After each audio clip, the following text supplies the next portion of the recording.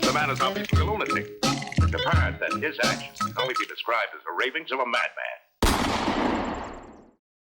Hey there, citizens. Do you like the artwork behind me? That is my kids mucking around on a chalkboard. I just wanted to talk about the protests I've seen in Sydney.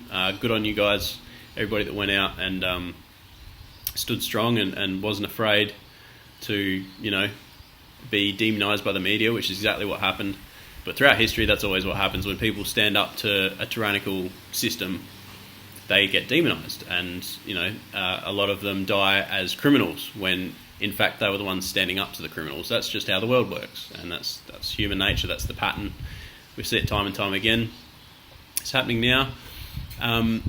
My initial thoughts when I saw it was that's great. People are finally just saying no and just standing up and doing stuff.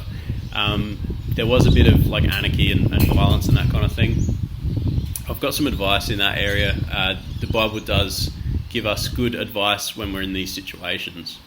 And my advice would be absolutely non-violence, because there's biblical reasons and we need to submit to God's word, but also from a human perspective, if somebody's been told a bunch of lies about you, which is what the police that are going to line up around you already have in their heads, all the propaganda on the TV, a lot of them are going to be watching a lot of TV, they're going to think that you're trying to kill their grandma. So they're going to have all these lies in their head about you. If you start spitting at them, swearing at them, throwing stuff at them, swinging at them, being mean to them, you're just enforcing their programming. You're just making things worse. We need to, as strong, fearless Christian men, is the main people I'm talking to, is just stand there. Just be out there. Just be out. Show solidarity with your brothers and sisters who you're uniting with and standing up to a tyrannical system. It's great. You don't have to take it any further than that. You'll probably get arrested just for standing there. And if you do, don't freak out about it. Be brave.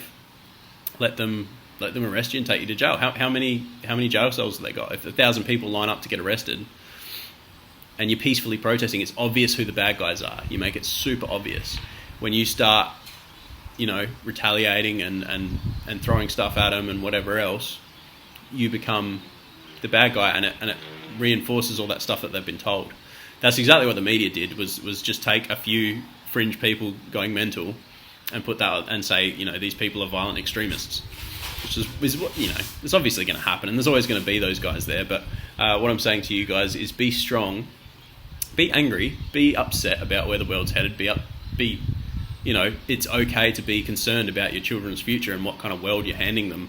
If you're going to hand them this dystopian nightmare where the government track your every move and are allowed to just inject your children with whatever the hell they want to, that's horrible, and you should be upset about that. But be angry, but do not sin, is what I'm saying. So it's absolutely righteous of you to be concerned about the future, your religious freedoms for your kids, your medical freedoms for your kids, freedom in general.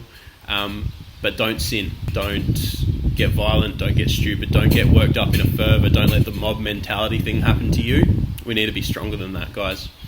Let's just keep praying for the future of our kids, because it's not looking good.